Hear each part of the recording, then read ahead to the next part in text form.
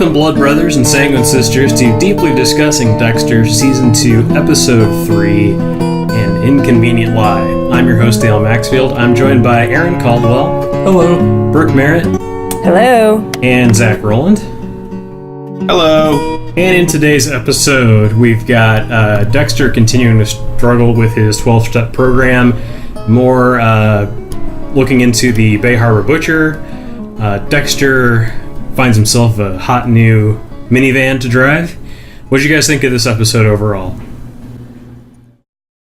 I liked this one. I thought this one was good. Not one of my favorites, but definitely not one of the worst. Yeah, I would say it's a watchable episode. Just kind of furthers the plot of both the Bay Harbor Butcher and Dexter's coping mechanisms and stuff. But it wasn't bad. It was fine. I enjoyed the banter of this episode, but the overall storyline was just kind of eh.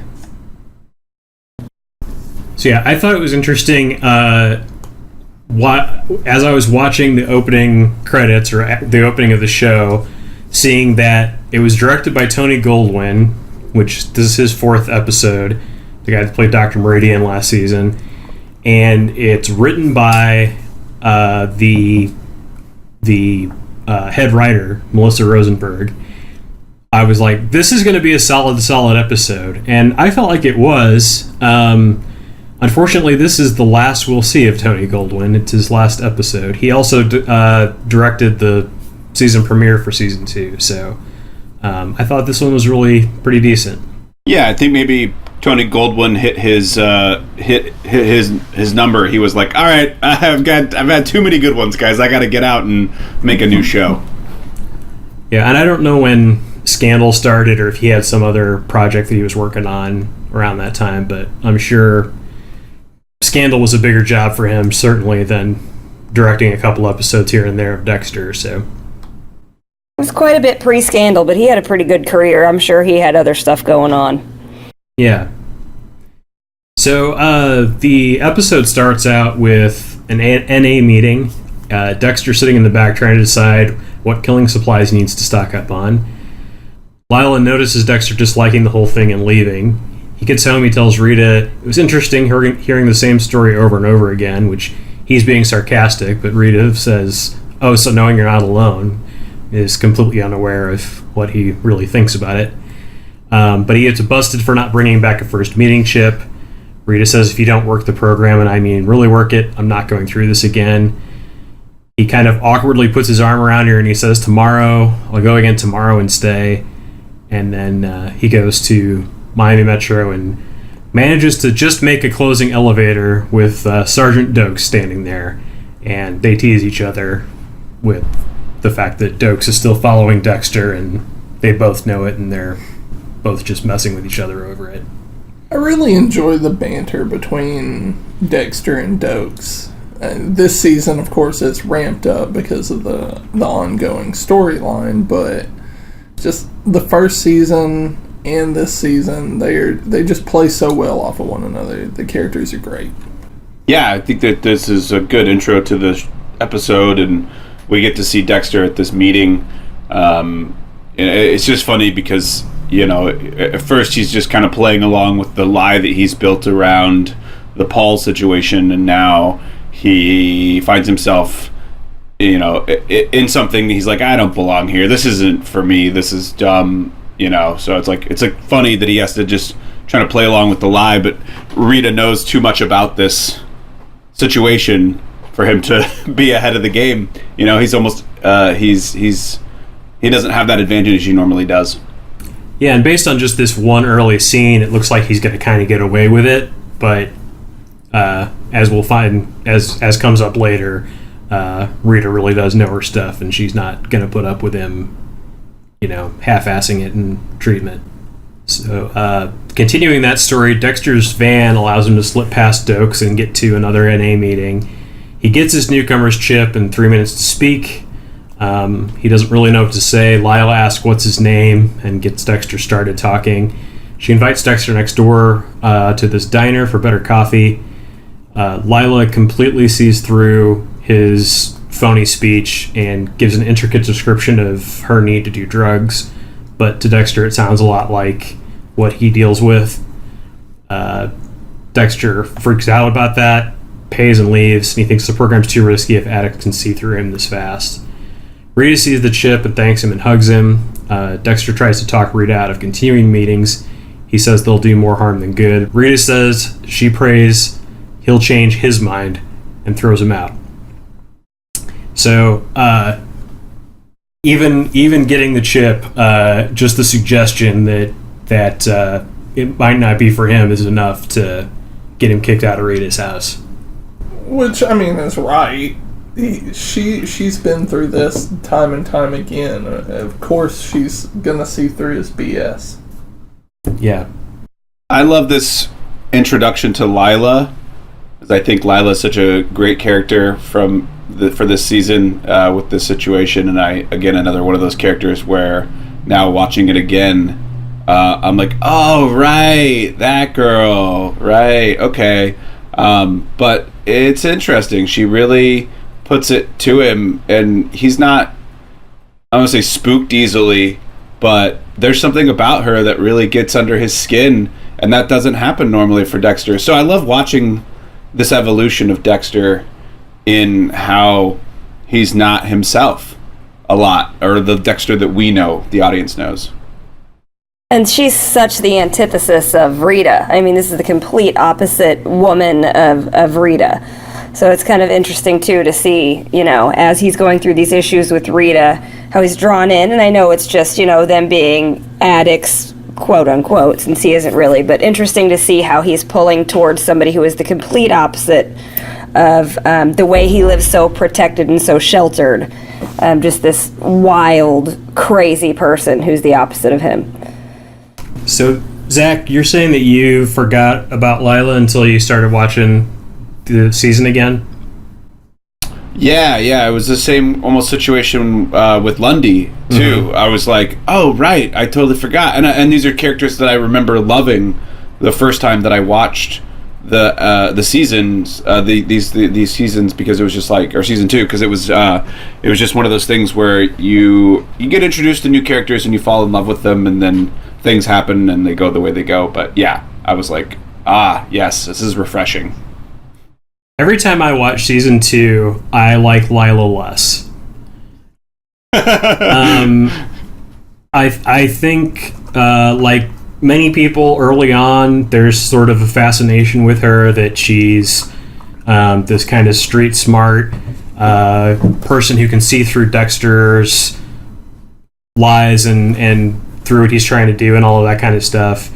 But there's something like just I don't know, like trashy about her. I don't know what it is that I just I just am not a huge fan of the character. No, is it her horrible British accent? Well, isn't the actress actually British? Yeah, she is. Yeah, I think she is. She has the worst British accent for a British actress. That's really unfortunate, since she is actually British. Yeah, I like at this point watching her. I mean, and she's not nearly this bad. I'm being hyperbolic, but at this point when I watch, I think, if you took Russell Brand and you put a mask on him, that's kind of who this person is. Pretty much. That's actually not far off. I kind of get you with that. Okay. I actually felt the same way rewatching it. The first time I watched season 2, I absolutely loved Lila. And this time going through, at the beginning, yeah, it was kind of like her character was interesting, but there's just something about her that puts me off. Yeah. She's got this very, like, just, I don't know, art school, trashy, holier-than-thou kind of vibe, and I don't like it. I don't care for it. So, Dexter calls Rita. He asks if they're breaking up. Rita says that's up to Dexter. And then Dokes is waiting outside Miami Metro to follow Dexter. He runs down everything he knows about Dexter, that he's slumming it as a blood splatter analyst, that he knows advanced jiu-jitsu. Ironically, Dexter's whole body of work is his destination, the refrigerated morgue. Lundy startles him inside the tent and says about the bodies, they always speak eventually. Why were they chosen? Lundy says the murderer would have a justification for the murderers, and he also says that the only justified murder is to save innocent lives. This is kind of our first, conversation where it's just Lundy and Dexter. I love Lundy. I know we've said this before, but God, I love Lundy. It's so nice to have a even-tempered, competent, thoughtful member of law enforcement on this show, as opposed to the absolute shit show that is Miami Metro. Right, maybe that's part of it too. Yeah. They aren't all bumbling idiots. How dare you? Miami Metro is the best. If it's the upper echelon of law enforcement, clearly. Well, and God love Lundy, he's trying to be inspiring to them, and he's really pretty positive, and really, they're just a bunch of idiots. You're not going to turn them around by patting them on the head and trying to, go get him, Tiger. They're just terrible. Yeah. What I also think is fascinating about Lundy is that he portrays a character, an FBI agent, that I wouldn't foresee an FBI agent being. The behavior. He is cool and calm and collected. And I'm not saying I don't know any FBI. Actually, I think I know one FBI agent. He won't tell me. They just sometimes, when they're portrayed in media, they come across as very aggressive, somewhat more like of a dokes, or very stern. And it is nice to see him played this way, which I think is almost so.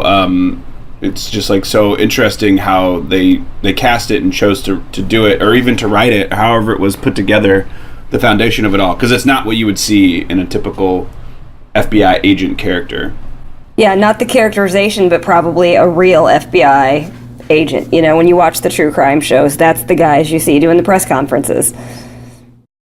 Yeah, and I mean, his role on the show is an amalgamation of 6 different jobs in the FBI, right? He's the chief investigator, and he's also the liaison to the police, and he's also he's all these things at the same time. That would be a number of different people taking taking those jobs. But when they introduced him as being the person who pretty much single-handedly solved the real-life serial killer story of the Green River Killer. And if he did that in real life, then his kind of slow and steady version, it may be costing people some lives, because the Green River Killer thing went on for 30 years before they figured it out. Not a great example to choose. So later at an NA meeting, Dexter stands up and says, "Hi, I'm Dexter, and I don't know what I am." Hi, Dexter. This time Dexter speaks about his real problem, but he veils it enough to not make it sound like anything other than a narcotics addiction. Lila's there, and it seems to affect her. Dexter talks about how the mask is slipping and that people who never mattered before are starting to matter, and it scares the hell out of him. He gets a round of applause. Dokes walks into the back of the meeting and approaches Dexter and says, "I knew there was something about you." He tells him to stay clean and stay out of my way, and we won't have a problem. "Oh, and you owe me a new Michelin, motherfucker." Just those two together are so good.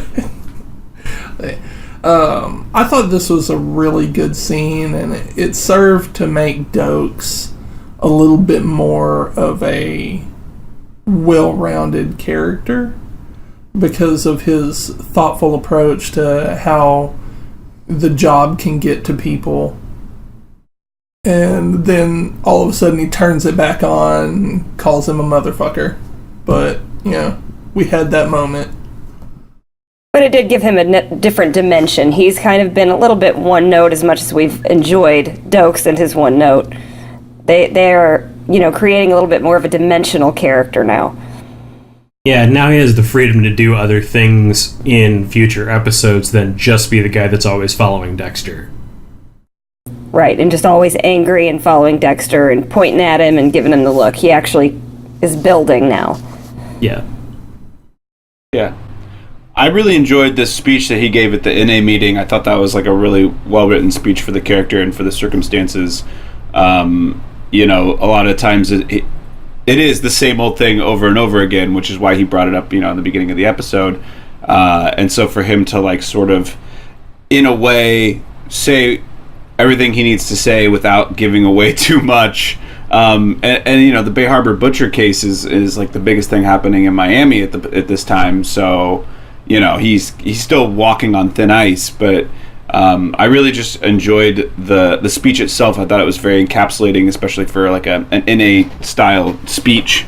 It gave his character, you know, that much to where Dokes was there and saw it and like made that move. And yeah, I love that scene. It was great. Yeah, and as an audience, we completely understand Lila's fascination with him now, because she's seen this huge about face from him and is like, you know, this guy's there's more to him than just what he wasn't telling me the other day. And that story concludes with Dexter going back to Rita, telling her how helpful the meeting was, mainly that it got Dokes off his back, but he doesn't tell her that. Rita drops Dexter off at another meeting in the minivan, and Dexter points out his sponsor, Lila. As they walk off, Lila slaps a hand on Dexter's back, and the camera zooms in on Rita's face. She's concerned. End of episode. Yeah, I mean, you know, it's one of those moments, right? I thought Maybe you don't want to send him to rehab after all. Yeah, I just think it's such a perfect, like, you know, the irony of the situation of, you know, she's the one that kept pushing him to go and find a sponsor and all that, and so he did, and she needs to be good with his choices, so. I think that's a Cody moment where I wish the old Cody was in there and he'd just been like, it's all your fault. Old Cody would be in the back of the minivan and be like, that lady's real pretty. Oh, God, you're right. I think we should write old Cody into every episode from now on. Just what would old Cody say? Yeah. Like WWOCS. Wait, yeah, what would old Cody say? Mm-hmm. Yeah, best line, worst line, and old Cody line. All right. Well, the next storyline is our Bay Harbor Butcher investigation. Miami Metro is completely overrun by people due to something Lieutenant Pascal said to a reporter. Angel, still on his, as Dokes calls it, woo-woo bullshit, says, look around, man. She's manifesting her own negativity. The television repeats footage of Pascal being asked by the reporter about the underwater gravesite. Her gaffe turns out to be that she said that anyone seeking a missing loved one should contact her directly at Miami Metro. Hence the hundreds of people trying to get into Miami Metro. The reporter that is talking to her is played by Jay Jackson, who is a well-known character actor. He plays a similar reporter in all kinds of shows, and probably most notably in Parks and Rec's as Perd Hadley. How did I miss that? Yeah, I love Perd Hadley. It's always the same character, and like you look at the guy's IMDb, and it's like reporter. I swear I've seen him in like 5 things where I'm like, oh, it's the reporter from Parks and Rec. Okay. Yep, it's him. Yeah, I was just watching an episode. I was just watching an episode last night from the first season. I'm rewatching Parks and Rec again, and it was the Leslie Knope sex scandal episode. And he's interviewing her, and then I watched this today, and I was like, oh, I really want him to say, I'm Perd Hadley, and that's the news. I thought he was going to say it in Dexter. I was like, man, that would have been so great if he was just Perd in it was just him, the same character in every single spot. It's just, he just plays Perd Hadley in every movie. But like he just seriously, moves around. He just about does, because like he's always billed as news reporter. They never give him a name anywhere else. And he delivers it just like he does as Perd Hadley. So So we can just believe he's always purred happily. Yes. He's reporting for You Heard with Purd. Be so good. Oh, yeah. Dexter looks over the crowd of people and says, chances are that these people's loved ones weren't my victims. Matthews and Lundy show up to announce who all is assigned to Lundy's task force. Angel and Deb are among those chosen. Lundy asks Matthew to have Pascal speak to Lundy in the future before the press. Matthew says, I'll rip her a new one if I can find her. Dexter says, still, I wish my own sister wasn't out hunting me. Lundy makes a crack about Angel's ugly Hawaiian shirt. No offense. And he also assigns Deb and Angel to interview all of the people that showed up. Yeah, they got their hands full. That's for sure. I mean, old Pascal just doesn't know how to handle the media, and look what happens. You know. Well, she's all wrapped up in her own dirty laundry, which we'll get into later. But let's be honest, she's got the right skill set for Miami Metro. Mm-hmm. She's right where she belongs. Mm-hmm. Yeah, I mean, this is there's a lot that goes down here. I think it's interesting when they do the selection for the Bay Harbor Butcher task force, because Masuka is the head forensics investigator, which he is very boastful about, and wants everyone to know, like he's going to be the guy. Like, I think he's almost trying to play like he's going to be the next Lundy of Miami Metro. Like he'll crack the case or whatever. Yeah. But, it's, and then we see Deb getting on there, and which, is a very interesting choice, obviously, because of the connection with her and the ice truck killer. And then Angel's response to everything is it's so funny. Oh, Angel. Masuka shows up and tells Dexter he got him on the Bay Harbor Butcher case to help him out.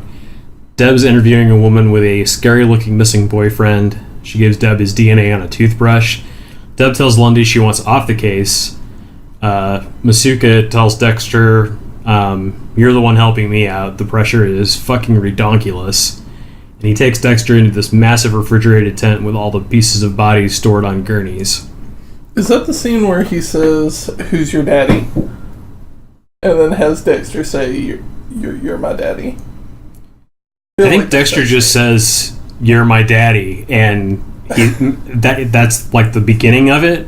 That's where you just see Dexter saying, "You're my daddy," and Masuka's like, "It sounds weird when you say it like that."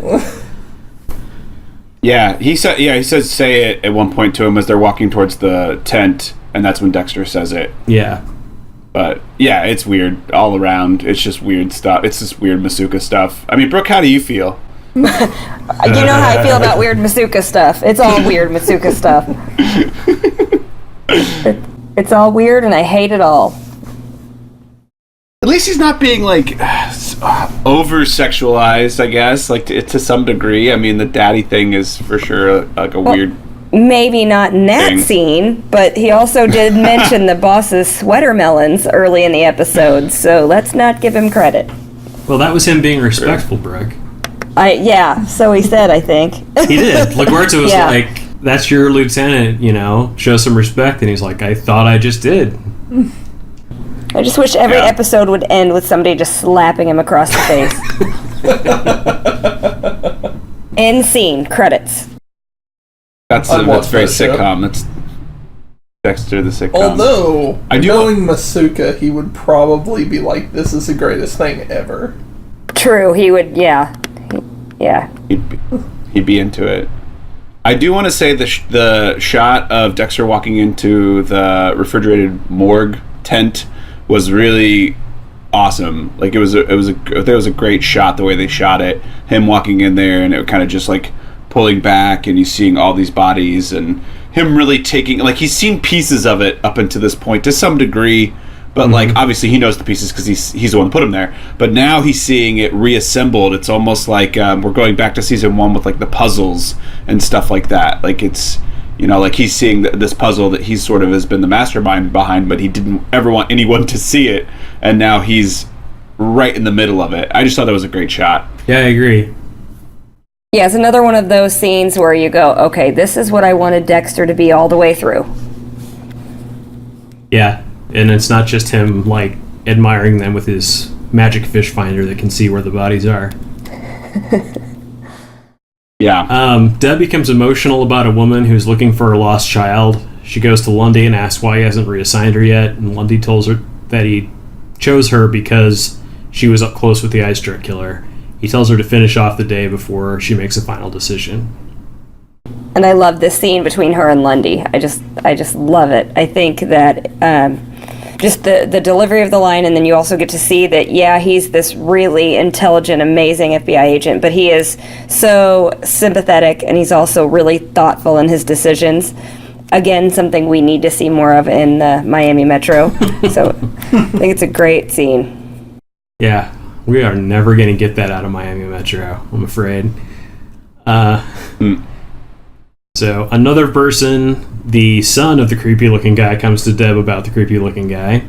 And she goes to Lundy. She thinks the prison history might be a pattern. Lundy bites on that idea, and they go to check with the DC lab for more confirmation. So that is the end of that plot line for this show. And this time, Dexter did not give her that tip. Just saying. Yeah. She's getting better. She is evolving. That is true. She's evolving and actually developing some skills. Well, and she gets a lot more confidence from Lundy as the show goes on, because he does a good job of what would you call it? Like, I guess it's kind of mentoring in a way. Yeah, good word. Well, and it shows what having competent leadership can do for Deb too. Yeah, exactly. Which is another thing we will never get out of Miami Metro. You don't think it's good leadership for LaGuardia to, comment on her Deb's hookers and yeah, and I don't think outfits? Matthews is ever gonna, come in and give Deb an attaboy for coming up with some idea. So, So the next plot line here is Dexter and his new target for this episode, a car salesman. The salesman builds a whole lie about owning a minivan and having a family. Dexter takes a comb out of his pocket to match his DNA with the crime scenes of these girls that he's been killing. The salesman shows him how the third row of seating folds down to a flat floor and mentions that he's hauled a deer carcass in his, not to mention the tinted windows. And then in the next scene, we see Dexter driving the minivan. He says, I go to stalk a killer and I end up in a new car. LaGuardia sees it and asks him if he's getting married. He's like, not that I know of. She says, then what's with the mommy mobile? And it turns out that the hair that he got on the comb was synthetic hair, so even the guy's hair is fake. And did he time travel back to the 80s to find this car salesman? Could he have been any more of a cliche? I mean, he had the bad hair, the bad fake hair. He's wearing looked like a members only jacket. He's carrying a comb. I feel like we went back a couple decades to get this guy. He actually reminded me a lot of Saul from Breaking Bad. Like a low rent Saul. Very low rent Saul. Yeah, although... How dare... How dare you? Although he has, How dare you? Magical know exactly what the customer wants and why they want it from, a 10-second interaction thing going for him, so who knows? He's very perceptive, I'll give him that. Vulcan mind meld. Yeah. So Dexter returns to the car salesman, looking to add a bunch of options to his van. He waits in the salesman's office looking for some DNA that he can actually use. He runs into a woman who shows up with a thank you card. She fits the profile of the salesman's MO. He has learned about their living situations via a credit check to make sure they live alone with no pets. That scene with Dexter just pumping her for information was so wonderful and creepy all at the same time. It was Masuka level creepy. Well, and she asks him, awkward. She asks him, if this is a come on, it's a really weird one. And he probably didn't even realize it was coming across that way. It wouldn't even occur to him that he would seem like he was coming on to her because he's that bad at that sort of thing. Yeah, of course. So Dexter finally matches the salesman's DNA to the killer of the prior women, and he shows up just as the salesman leaves for the night. Dexter chokes him out with a ligature and uses that ample cargo space to transport him unconscious to the kill room, which is the apartment of one of the salesman's victims. Dexter learns some important tricks from the salesman, that it's important to just not give a shit. That's the key. The salesman tells Dexter how he knows that Dexter cares about his girlfriend. He went straight to the minivan like he could see her in the passenger seat. But then he, like a complete moron, like up to this point he's been pretty smart and been pretty good at talking his way out of stuff. But he totally misreads the situation going into the, fucking bitches speech. And Dexter lashes out when he calls her a cunt. Stabs him and says, "Don't call my girlfriend that." Can we just mention that in the background he had the guy's wig or toupee on the styrofoam head? Oh, yeah. Oh my god, that's so funny. Just such a great little touch. Well, the reason being is because that is also a crime that he committed. Right. He needed double punished for that. That's right. Dexter's like, look at what you have done. Yeah, you killed a couple people, but really look at this. My god. But I actually like when Dexter goes to collect him. And when he keeps calling him out on all his lies, and finally the guy's just like, "Yeah, I just don't give a shit." And that leaves us with one last little plot line here, which is LaGuerta and Pascal,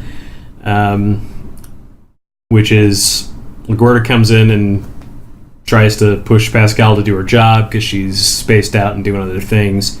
She momentarily snaps out of it, but then her ex walks in the door and comes in to argue with her more. And then later, Matthews takes LaGuerta aside and asks if she should be worried about Pascal. LaGuerta calls Matthews out for being sexist and sticks up for her. And that's kind of their only thing in the episode, but... To Matthews' credit, he did not drop a racial slur. And I think that's a victory here. We're setting the bar low, huh? At first, I really was, team Pascal. I felt bad for her because we thought LaGuerta was setting her up, and she's such a bully, LaGuerta is. But, oh God, Pascal really sucks at her job. She's terrible. I mean, and that's by Miami Metro standards. It's such an about face, too, because at the end of season 1, she seemed incredibly competent. And then season 2 starts, and she has lost her mind. And you have complete drop. No idea what's going on in the meantime. But I do love LaGuerta. LaGuerta in the scene with Matthews when he's saying how, Pascal is erratic, and she says, erratic is just code for non-male. And I thought, okay, go girl. Yeah. Yeah, all of this is building up to a payoff in the next episode, but we'll come back to your point there, Brooke. Yeah, okay. But no, on the surface of it, it looks like she's sticking up for her and trying to help her out, even though as an audience now we're kind of starting to turn on Pascal because she just can't keep it together. Well, to this point, she serves no purpose. Like, she's just a character that's in the background. Yeah. She's just there to give LaGuerta something to do in some of these episodes. Because she's not in charge right now. But it really did start out as a promising character when she first appeared in the first season. Like you said, it's a complete switch because she really, she seemed like she was going to be really good on the show, and then they completely took her in the different direction quickly. It makes sense to bring her in at the end of season 1 the way that they do. The way they choose to take care of her going forward in this season makes sense to me. She's someone that, you could also see them setting up as a character that you get to know just enough that they kill them off, that it's somebody that, you feel bad for, but... No, they never really developed her character beyond that she's trying to be friendly with LaGuerta, even though Matthews told her not to at the end of season 1. So this episode was directed by Tony Goldwyn. We mentioned that earlier. Like we said before, he appeared in Ghost, Patrick Swayze movie, directed several episodes of The L Word. This is his 4th and final episode of Dexter, directing, and after Dexter, he was the director and lead actor on Scandal, playing Fitzgerald Grant. The writer is head writer Melissa Rosenberg. She previously wrote and appeared uncredited on Smallville.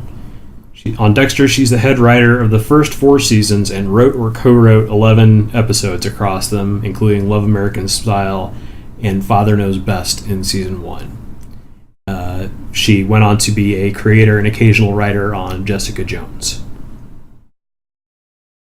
Still that note of the fact that she was the head writer for the first 4 seasons. That's interesting. Yeah. Throwing it out there. You know, that's something. That's a big something. Yeah, because then there's the second 4 seasons. Exactly. Yeah, we won't go there yet. Best line of the episode. I gave it to Rita's "You're a terrible liar."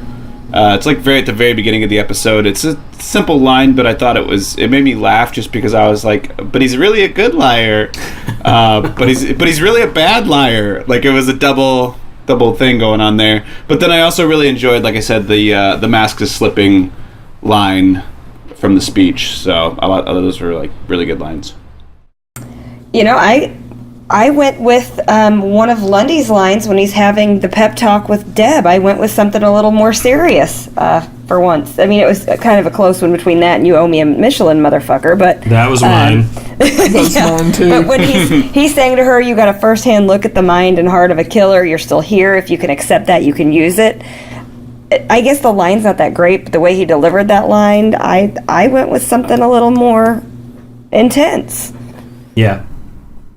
I could see that. I had to go with "You owe me a Michelin, motherfucker." I mean, come on. I kind of had a feeling that would be the big favorite too, so I thought I'd go a different direction. But yeah, I mean, he's got a lot. Dexter has a lot of good stuff to say in this episode, and you know, that's a good sign when your head writer can write a good scene. So the show's not really showing a whole lot of cracks at this point. Yeah, this one I had a lot of contenders for best line. I mean, this was a strongly written episode. Other than "You're my daddy," what do you guys think for worst line of the episode? I had DNA come out to play. I thought that was kind of cheesy and dumb. I was like, all right, it rhymes. It's also like the Warriors, like Warriors. And you're like, it's not. No. Which in the Warriors, that was an ad-lib. That actor just said that. He was like an extra, and he wasn't supposed to even talk. And he just said that, and they were like, that's cool. Yeah, it's one of the most memorable lines from the movie. You got one? Well, you cut out my choice, so no. Okay, I fine. don't have one. Performance of the episode. Keith Carradine, Frank Lundy, is so good in this episode. That's also my choice. I agree strongly. So there's 2 for Lundy. I mean, I'll probably always throw my hat in for Lundy, but I did put down Rita this time just because I felt like she, again, is going through an emotional roller coaster with the situation and just played it really well. But yeah, I love Lundy all the time, so I don't know. I could go either way. I'm going to go with Russell Brand, since this is the first time I noticed that he was a cast member on the show. He really lost himself in that role. He did. Because I thought he was this lady that was doing a terrible British accent. Mm-hmm. Turned out she was actually British. Yeah, if you really think of it's Russell Brand, then get him to the Greek, as has a whole different meaning. because of the Greek. No, I'm not going to go there. Never mind. That's for all the people who are too inside baseball. Feta cheese, ladies and gentlemen. Okay, that does it for this episode. Thank you for listening. Thanks all of you guys for helping me out with the making of the podcast. We will see you next time on Deeply Discussing Dexter.